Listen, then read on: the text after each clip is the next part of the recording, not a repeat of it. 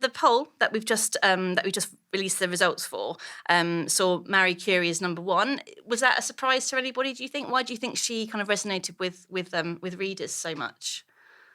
Well, I would say that because of the publicity and the story about breast cancer, people are aware of Marie Curie, not necessarily about her work as such, but they're aware of her, the result of what she did. Yeah. So no, I'm not surprised at all, and happy with the results actually. I was surprised actually that she was selected as the top sort of candidate, but I was delighted that she was, because I think she's been very much in the shadows in terms of great women who have changed the world. Her influence has been so influential, not only as the first professor at the University of Paris, but all this work she did on radium. So what surprised you about the fact that she came to it? Was it because she was a scientist, or? Yes, I think because she was a scientist, and I wonder if Patricia, who nominated her, whether the people she contacted, whether the science community was very cohesive and thought we've got to have this woman there, because she hasn't, as far as I'm aware, she hasn't had a lot of publicity this year, has she? Yeah, it's interesting. When we spoke last year about the sort of top 100 list, one of the things we noticed was the influence of television programs or books that had just come out recently about certain people. And yeah, I'm not aware of that for Marie Curie either. But I think what we see with Marie Curie is this perfect combination of tangible influence that we can sort of see and think about every day, and we learn about her in school, and we learn about topics related to her in school, so people can understand what it is that she's contributed, as well as a fantastic story. And so I think that this sort of Venn diagram, I guess, this overlap of those two things is probably what put her there, but I wouldn't have necessarily predicted it. Okay. I mean, June, you were one of the nominators for the poll. You must be quite happy to see Emmeline Pankhurst in the top three. Yes, I was delighted. I was very delighted that she was in the top three, because she was a woman who did change the world. She had an international status. I'm holding a big conference shortly at Portsmouth, and we've got papers from Japan, from the USA, from Canada, from Australia, which look at her influence. So what she did, in fact, was to say that women shouldn't accept their subordinate station politically. They should stand on their own 2 feet, develop a backbone, and articulate their demand for the vote. So I think she was very influential. Do you think if it hadn't been the centenary of the Act that gave some women the vote in Britain, do you think she would have come as highly in the poll? Yes. Is she a name that people are familiar with anyway? Yes, I mean, if you look at Time magazine, 1999, she was elected as the top figure. The Observer elected her as a top figure as well. So I think I expected to see her amongst the top 5 at least. Yeah. Any surprises in the list from anybody? What did you think, Olivette? Did you have any surprise entries or omissions even? From I have. Lots and lots of omission. I was thinking about those sort of women who are on the news, not necessarily seen in a great light, but who should have made a list. And I'm thinking about Rigoberta Menchú, who was an activist, South American, because we don't have many people from South America or Central America, activists, working for indigenous population, Nobel Prize nominee, and she won the prize. Yeah. And another one, I don't necessarily share her ideas, Dilma Rousseff, first Brazilian president, and more recently Aung San Suu Kyi. With the Rohingya question. So I was hoping to see them on the list as well, but for other reasons that we would expect, really. Okay, what about you two? Did you have any surprises? I think there were a number of names on there that I'm both, in a sense, sort of ashamed, but also very pleased to say that I didn't recognize. I didn't know who they were.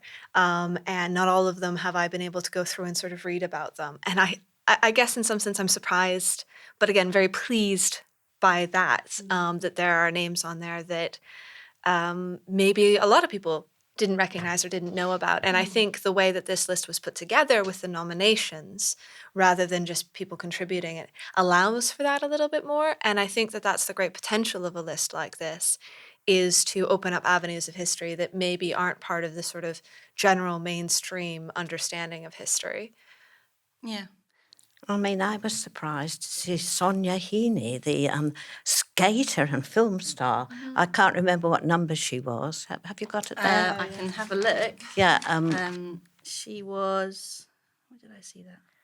Oh, 76. 76. And I thought, gosh, who's put her in? Because I wouldn't have called her a woman who changed the world. But then perhaps she was influential as an early woman skater, which quite frankly, I don't know about. Yeah, I think that's the important thing to remember is that we asked 10 historians. They were each given a category. Yes. Their own. You were that's right, politics, revolutionaries, and activists, weren't Yes. you? So they were sort of confined to that that area. Yeah. And we had a sports category. Yeah. So I think these are kind of women who kind of changed the world in the sporting world, I suppose. I think, sorry, if I just can come back to, I think the one that actually surprised me the most and has caused I've been doing all sorts of reflection about it and what I think about it, but was the Virgin Mary. Yes.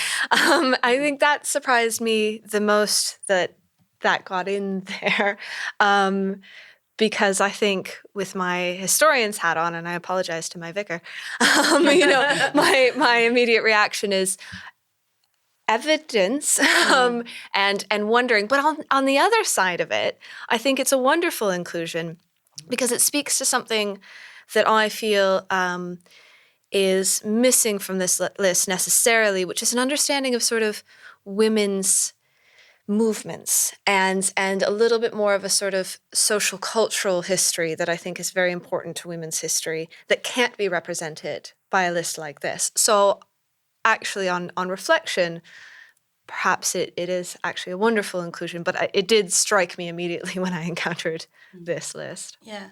I mean, I suppose, there's whatever your thoughts on the Virgin Mary, there's no doubt that her influence over history has been phenomenal. Completely. And I wonder if Eve should have been on here too for similar reasons. And these sorts of his sort of historical cultural movement and presence rather than necessarily evidence of an individual.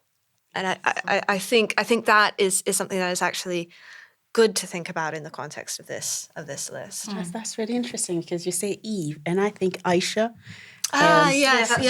She's in there, and I thought, oh, Eve's not there then. Yeah, I didn't immediately think about that to start with. Yeah. So that's interesting. Yeah. But I think you could connect the Virgin Mary with spirituality, which has always been quite important, I think, in women's movements and very much under-researched. Yes. In fact.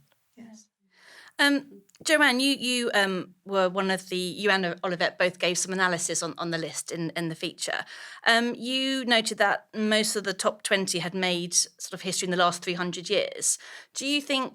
Why do you think there are fewer sort of ancient women making an appearance in the list? I think it's the further you go back, the harder it is to recover individual women making contributions. And I think that there's a number of reasons for that. In the early modern period, it became more common to sort of subsume a woman underneath her husband or her father in official records. So that becomes very, very difficult. We have fewer letters, and so on and so forth. Also, it's what happens, I think, predominantly in the early modern period, though probably it's medieval as well, is that the expectation of women's influence is such that the better that influence is, the more influential that pressure is, the more invisible it is. And in fact, that was successful. For instance, advice giving was that you couldn't recover it. That it was so soft power that we have no record for it. For instance, now, I think another factor is what we recognize to be influence, what we value as a contribution, and this is a worry I have about this list a little bit, is in a sense shaped by a sort of masculine understanding of history, that it's politics, that it's sport, that it's military, that it's so on, those sort of quintessential ways of thinking about history, whereas a sort of more cultural or artistic, women have changed the world by it sounds frivolous, but by choosing an outfit, right? Women have changed the world by introducing people. Women have changed the world by facilitating salons. Women have changed the world in all sorts of ways that are more, I think, difficult to quantify and that tend to fall less into the sphere of sort of traditional history. So that's, a long way of saying I think the further you go back, the more those factors are the case and the more difficult it is as a historian to recover individual women who aren't taking on traditional male roles. Take the example of Lady Jane Grey, who I'm thinking about a lot at the moment. We have almost no record for her. She's very difficult to find until she becomes Queen of England, until she takes on a more sort of traditional male role. Then we've got her. But until that point, she might as well not exist. Yeah. Would you both agree with that? Yes. And I would add something else. Because I work on colonial history, things are different. True that we tend to focus on kind of military, male-dominated history. But even then, I'm thinking about Queen Nzinga, that people don't talk much about, who was a diplomat and a military leader and who fought against the Portuguese. Well, we don't remember her. We remember the Portuguese invasion and colonization and all the historians and all the people who contributed to that. But we don't remember that woman who was in Africa. Why is that? Because there are records and there are things about her, not that many. Yeah. But having said that, I completely agree with you because, yes, women changed the world by choosing outfit. Coco Chanel was only number 30, I think, I noticed. Or no, it's not. We had Estée Lauder there. I saw that. Yes. But these women left their imprint in our daily lives. Yeah. And yet they're far at the back because we still consider that it's maybe the military or maybe the ones who had kind of noble, so-called noble influence that matter. So it's a pity, really. Musicians don't feature that much in there, and I was incredibly surprised. But then again, it tells us a lot about what we think matters at this instant. Do you think that's because we have perhaps a Western way of looking at history? That's perhaps why is it Queen Nzinga, did you say? Yes. Yeah, isn't remembered as or known about as much? I think so, because, for example, I was thinking about, I don't know, we talked about Africa, but I'm thinking about Miriam Makeba, who's known as Mama Africa. So she was a musician, an activist, and in so many ways a historian as well, writing, documenting all sort of activist movement and joining Africa and the States because she married a Black Panther leader. So she brought together all these things with the arts as well, and jazz in particular. So why is it that, not just her, but why is it that those musicians, these women are not featured there? Because they did tell stories in different ways. Actually, I was incredibly happy to see a lot of women of colour there. Yeah. So, yes. I think that's an important point. There's been a change over the last 10 years to make Black women and women of colour much more prominent. And, I nominated Rosa Parks, and I was utterly delighted that she was listed as number 2 because she was very influential. And she wasn't, if I remember correctly, she wasn't from an established middle-class family. She was working class. Yeah. And this brave act in 1955 of challenging segregation in the South, and that led to the civil rights movement. She lost her job, she had to move her house and everything. So I'm delighted to see her there. To go back to a point that you made about, we're seeing history in sort of male models. I'm not sure that's entirely true because even if you take people like Emmeline Pankhurst, she led in a different way to most men. She was always in the front of the action, but she also brought women with her in a way. And, I think we've got to remember that it's very difficult for women to be leaders. Take Thatcher, for example. Margaret Thatcher, everybody criticises her as not bringing women with her, etc. But I think she had to fight a lot of sexism within the Tory party, within Parliament. There are all those criticisms about her clothes and the way she spoke, etc. So I think it is difficult for a woman to have a leadership role. When we look back, when we look at women's history, do you think that there's kind of an argument that we should be looking at achievements and what they did, rather than from a gender perspective and kind of irrespective of their gender, look at women in history as what they did? Do you think that's a good way of looking at women's history, or do you think that then we run the risk of sort of not appreciating the struggles that they went through as women, perhaps in what was then a man's world?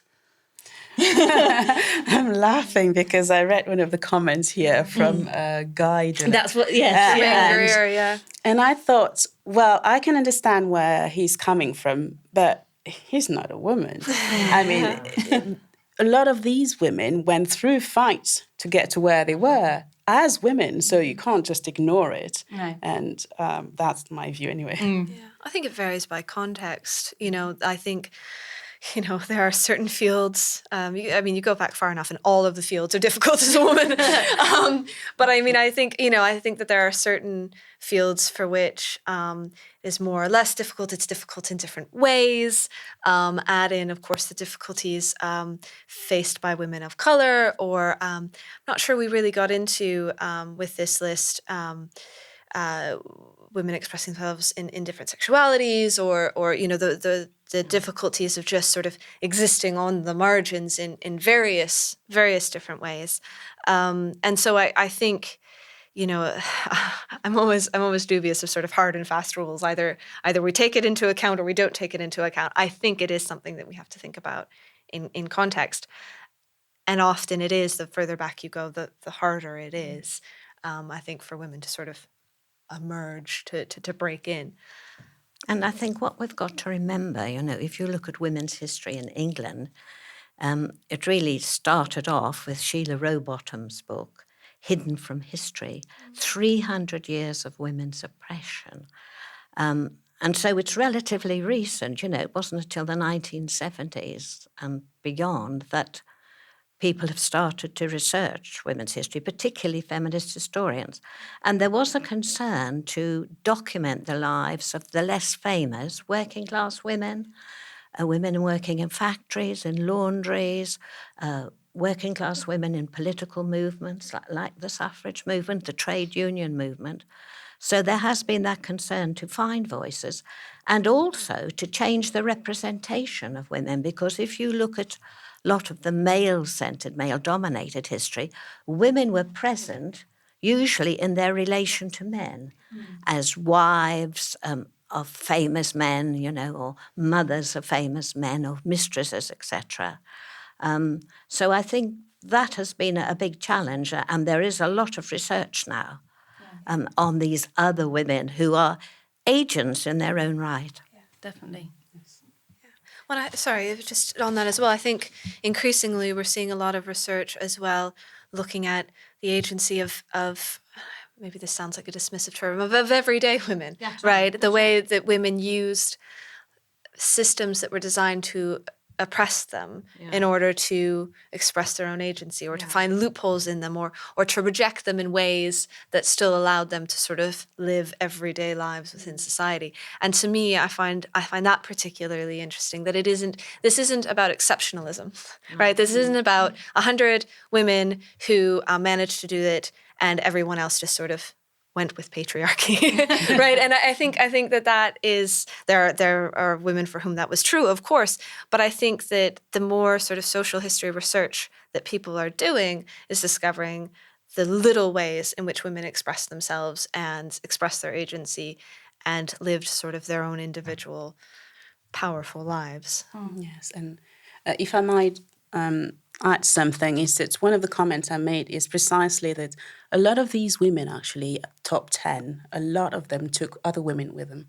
We don't hear about these women, but they were there, supporting and working together. So Definitely. And that's often a consensual style of leadership, which often men are out in the front. But you do find both styles of leadership in women's movement. Behind every great woman is a whole host of other amazing women. Exactly, yes. Do you think polls like this are helpful for women's history?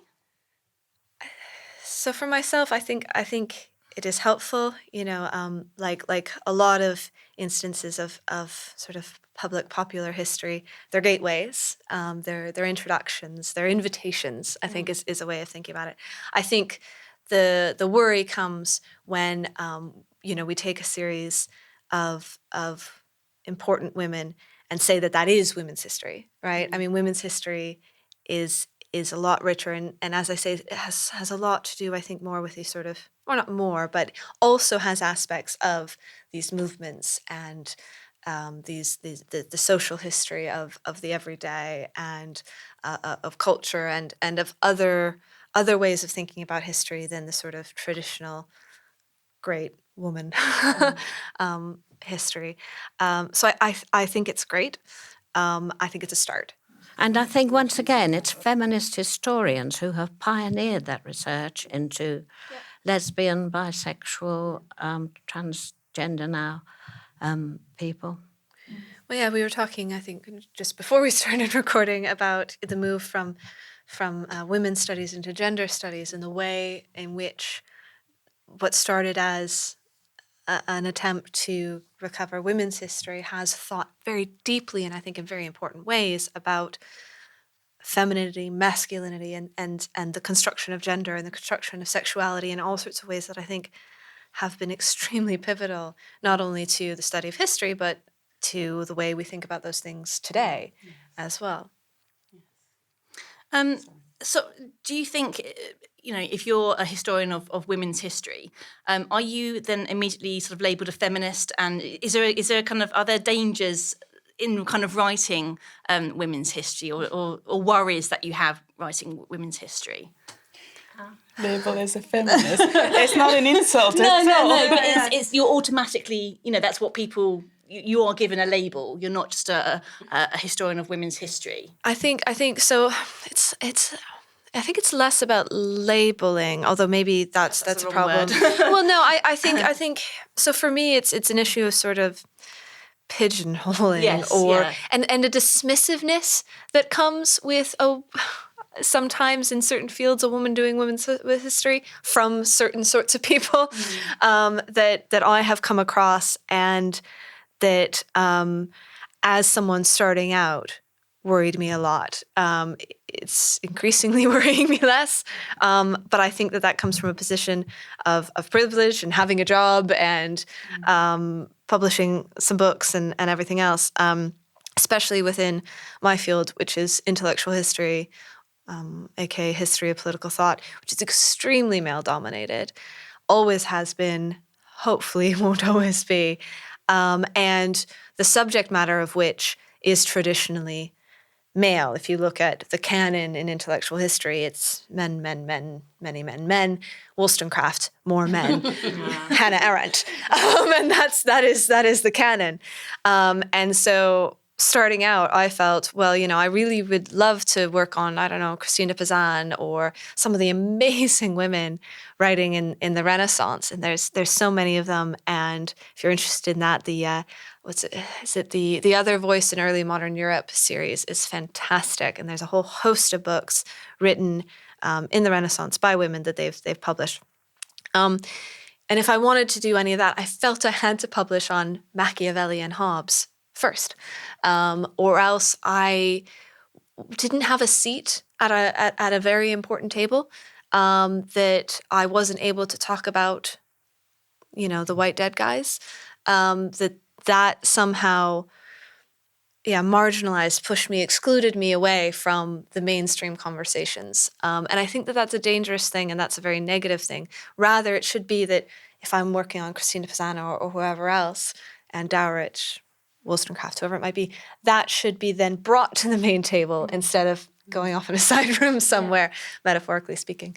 And so I think that's something that can be a difficulty in certain fields, certainly my own. I don't know about others. I mean, I'm chair of the Women's History Network, and we have about 400 members, and we have a conference every year. And most of those people there, I think, have struggled to get women's history onto the curriculum. I mean, it's different for me. I have the title Professor of Women's and Gender History, and I'm older than some of you young ones starting out. And I mean, I have no difficulty with being identified as a feminist historian. And feminist historians, I think, have paved the way for women's history in this country. What is interesting to me as editor of Women's History Review is that we publish a lot of articles on a wide variety of topics, but it is now becoming less feminist, I think, women's history. But even the very act of making some women visible, I think, is a feminist act. So, it doesn't worry me in that way. Sorry, I was just going to say, I think women's history is diversifying. Another thing we may want to consider. It's not only historians who write women's history now. You have got literary scholars coming in, cultural studies, a whole lot of people from other disciplines. And I think that is good because it enriches it. Yes, I would agree with you. Sociologists are doing a lot of work on women's history. And as for being pigeonholed, well, I have been pigeonholed, and I'm used to being pigeonholed, and it just doesn't stop me. So do you think we're going to reach a sort of saturation point with topics like the Tudors, and we're going to start seeing? After I publish my book, then we can do it. So yeah, then that's fine. And then perhaps we will see more of these sort of stories, becoming sort of bigger and more noticeable. No, I'm interested in all that because, for example, Elizabeth I is not there. No. And many people are really regretting it. And I regret it. Why? Because it's still part of colonial history that we don't talk about.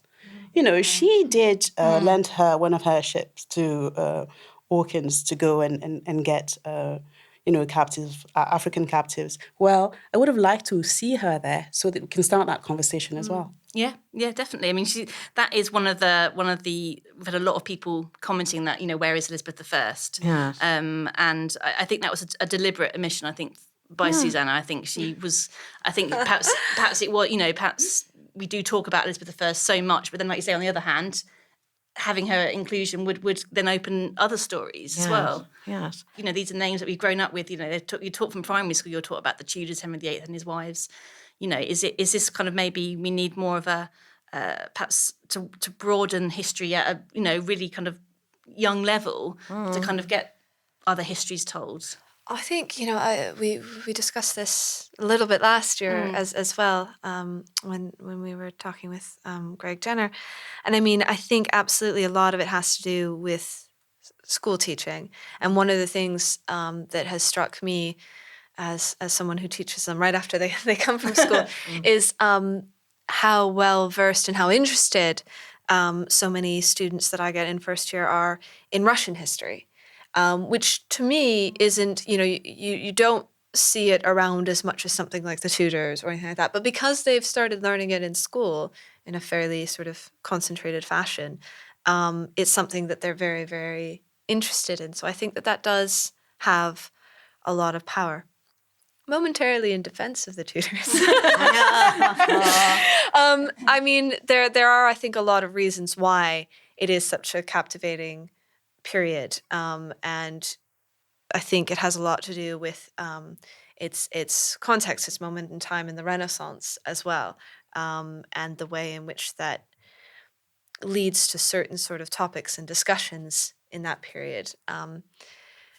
And one of the elephant in the room, as you said, is sort of Elizabeth I. Why isn't she here? I responded to that with, well, Anne Boleyn. Actually, to me, I think if we're looking for sort of influence, is another contender actually, and not because she seduced the King of England, but because she was an intelligent woman who did certain things with this very short queenship and so on and so forth, as well as of course giving birth to Elizabeth I herself. But I think with this list, it is quite good that we do get away from the Tudors. I think it provides opportunities to talk about other periods, but there is still work to be done in that period, as you were saying. Ways of thinking about this period in different ways that maybe take into account a sort of post-colonial discourse, that maybe think about women's history as not just big women like Elizabeth I, but think about certain things that happened during the Tudor period, the way in which actually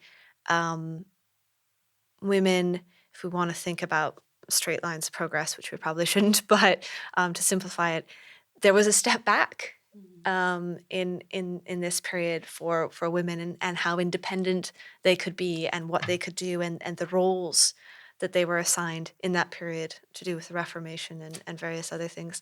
So I think that there's still work to be done there, as well as thinking about other periods of history. But I think, sorry, go on. I was going to say, I think you've also got to look at the context. History is taught in our universities, and of course, all this emphasis now on employability, as far as I can make out, applications for history are declining, and that has profound implications, I think, for what is studied, as well as for women's history. Yeah. I was about to say many students all over the country are very receptive to different history than the Tudors, Yes. actually.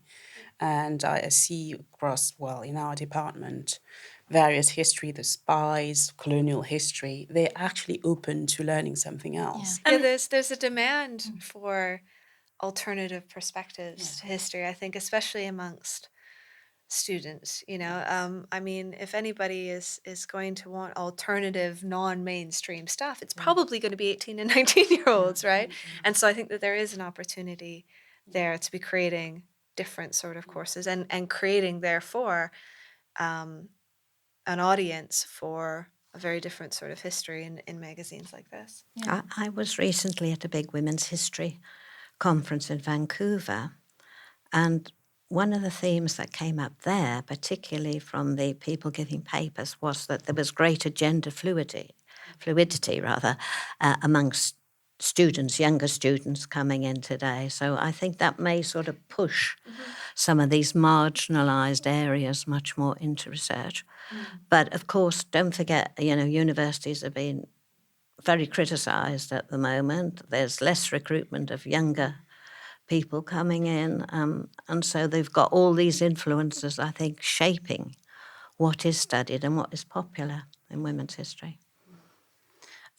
If we were to do, say, this poll again in, say, 50 years' time, if the magazine's still going, do you think we'd see the same sorts of women on the list, or do you think we're going to see like a whole, where would you like, where would you like this sort of thing to go? Where would you like to see women's studies in the next sort of 50 years or so? I mean, my initial reaction, and I may rethink this, is I would love it if no one who's on the list this year would be, maybe in 50 years' time they could again. But, if this were done in next year or in 3 or 5 years' time, I would love to sort of say, okay, we acknowledged all these women, off they go, whole new 100. And I think that would be the sort of most beneficial and interesting way of doing something like this. Is just to wipe it clean and say there's plenty of women. We don't need to go to the same ones. Let's talk about a whole new 100. No, I tend to disagree with that. I think there's some evergreens here, can I use that word, who will reappear in another 50 years. But I think you'll find much more emphasis upon bisexual women, lesbian women. I think that sexuality focus will come through. But the evergreens will still always be there. Mary Wollstonecraft, Emmeline Pankhurst, some of these big figures. Well, I did think that it was Anglophone mostly list. Yes. Yeah. That's why, for example, the first one, Marie Curie, for example, there are schools. I wasn't surprised at all because there are schools, streets or all sort of things in Paris about her. So as far as the list is concerned, I would agree with the evergreen ones. But what I would like to see really is those so-called ordinary women who actually shaped the world. Can I just say one? Of course, yeah. Three, actually. I was thinking about these African American women who we've seen, whose stories have been how should we say, filmed with hidden stories, hidden history. What is it? Hidden figures. Great film. Yeah. yes. So Yeah. Catherine, Yeah. I think Catherine Johnson, Dorothy Vaughan, and Mary Jackson. NASA, engineers, mathematicians. Well, I would love to see those stories. Really, really, all of them in all sort of areas. Yeah. And like I hate to sort of say the same again, but I'd love an opportunity to see sort of movements or groups of women being included, so that it isn't just the individuals, because I think, especially going back, that's either all one can recover, or that was simply the way that it was historically. That it was a group, and to take one person out of that group or try to identify somebody in a group is not necessarily going to capture it. I'm thinking about sort of riots and revolutions in the early modern period, that were incredibly important and often led by women. Some of these bread riots and so on and so forth, and put a lot of pressure on politics and changed things. But you're going to struggle to pick one woman out of that crowd, even to give her a name, let alone to say, she was responsible in some way. So some opportunity to think about that, I think, would also, I think, lead us into a bit more of what women's history, at least to me, sort of represents. And you've got this movement as well in history, much more pronounced in the USA than here, towards international history, transnational history. And, a lot of the conferences I go to, particularly in the USA, there's much more of that there than we find here. So global history, it is developing slowly.